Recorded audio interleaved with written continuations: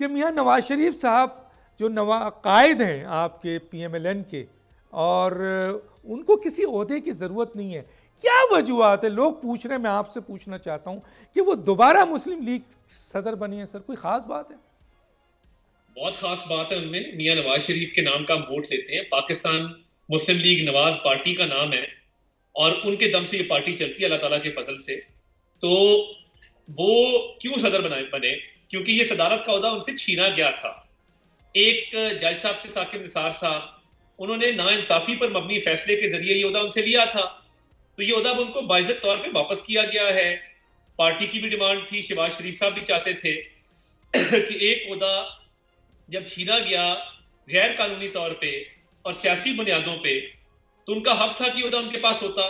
वो पार्टी को फाल करेंगे, पार्टी में नई जान डालेंगे, तंजीमी ढांचे को मजबूत करेंगे, पार्टी को मजीद आगे लेके चलेंगे। तो मैं समझता हूँ बड़ा अच्छा फैसला। ठीक है, बहुत अच्छा। सब्सक्राइब करें और बेल दबाएं ताकि कोई खबर रह न जाए।